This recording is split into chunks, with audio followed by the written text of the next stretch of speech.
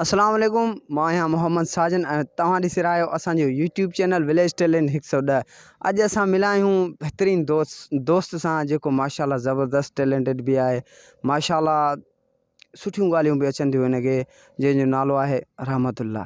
अचो त हुनखां कुझु हाल अहिवाल वठूं था। अस्सलाम वालेकुम। वालेकुम सलाम। ठीकु ठाक लॻा पिया आहियो? अमन। असां तव्हां खां कुझु पुछण था चाहियूं। हा पुछो।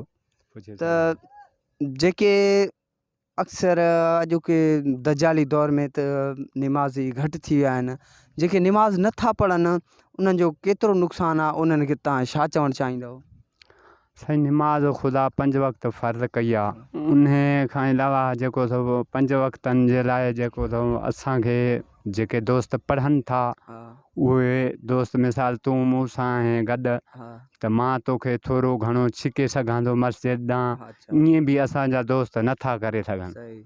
थोरो घणो रुझान हूंदो त पहिरियों पाण खे कुझु सुधारे या वरी निमाज़ ते पाण पढ़े पाबंदी करे।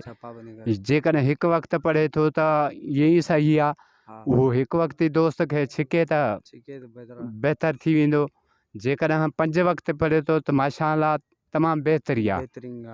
सो इन जे करे जेको निमाज़ 5 वक़्त ख़ुदा फ़र्ज़ कई आहे, उन जो मिसाल पाण खे थियणु खपे त बाबा 5 वक़्त ख़ुदा जो फ़र्ज़ कई आहे, त उन जे लाइ अल्लाह पाक एॾो सारो हुकुम 750 दफ़ा क़ुर पाक में फरमायो अथई। ॿियो कंहिंजे बि बारे में एतिरो ज़िक्र न आहे जेको निमाज़ जे बारे में ज़िक्र आहे।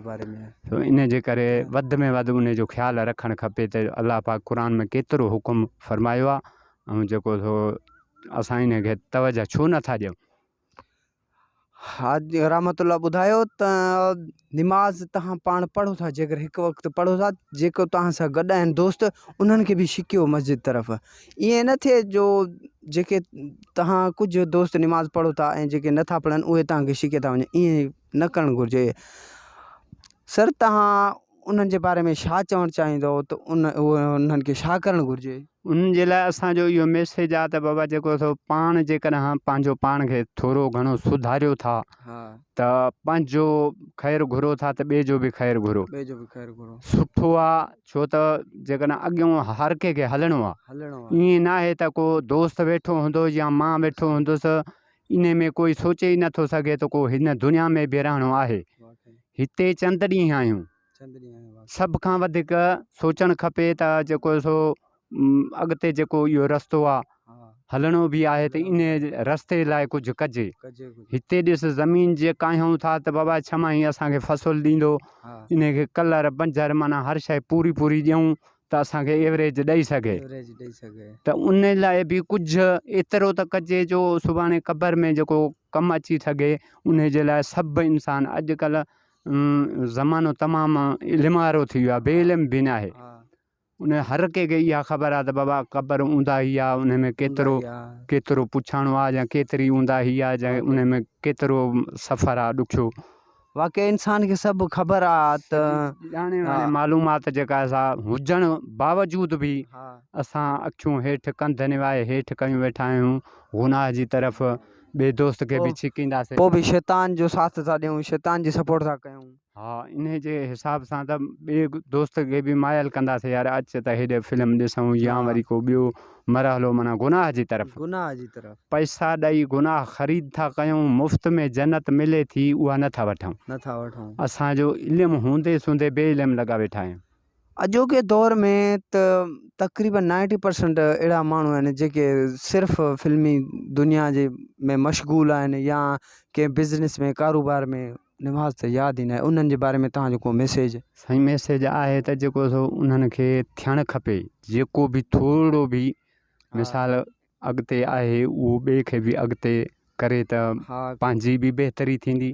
छो त सिर्फ़ु ॾसण ऐं करण में हिकु जेतिरो सवाबु आहे। जेकॾहिं मां तोखे निमाज़ जे बारे में ॾसियां थो या वरी छिके अञा, उहो त अञा वधीक आहे। उन में जेको रहनुमाई लाज़मी आहे। दोस्त जेको बि पाण पढ़े त खपे उनखे। हा दोस्त खे बि पढ़ाए, जेकॾहिं हू ख़ैरु ख़ासि दोस्त आहे त। जेकॾहिं न त चोरी जे तरफ़ त सभु को छिकींदो आहे या ॿिए कंहिं गुनाह जे तरफ़ त सभु को छिकींदो आहे। सो दोस्तनि खे इहा इल्तिजा आहे या मैसेज आहे असांजो हाँ त थोरो घणो तवजा एॾा निमाज़ ते ॾियनि जो असांजो जेको मुआशिरो आहे न ईअं ई सुधरंदो, न त चोरी ठगी गिला वग़ैरह कूड़ जो पैसो व्याज जो पैसो त सभु को हाँ खाए थो।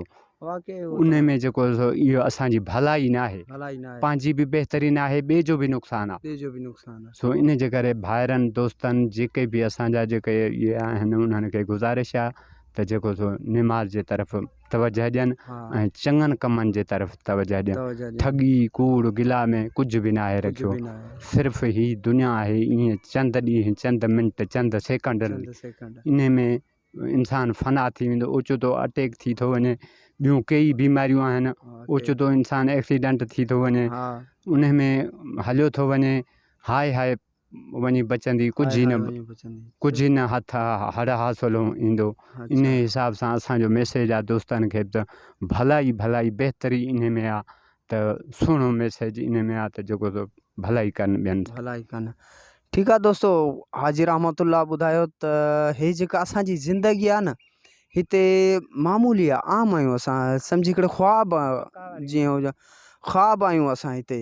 असांजी जेका रियल ज़िंदगी आहे न उहा अॻिते आहे। उन जे बारे में दोस्तो सोचो, 5 वक़्त निमाज़ पढ़ो बाजमात। कोशिशि कयो त जेके दोस्त नथा पढ़ी सघनि, उन में नथा अची सघनि, उन्हनि खे शिकियो, जेके इल्मु न आहे उन खे ॾियो तव्हां। ठीकु आहे दोस्तो, जेकर असांजो वीडियो तव्हांखे पसंदि अचे त असांजे यूट्यूब चैनल खे सब्सक्राइब कजो ऐं बेल आइकन खे दॿाइजो, हर नओं वीडियो तव्हां ताईं पहुचे। ठीकु आहे दोस्तो, मिलंदासीं नेक्स्ट वीडियो में।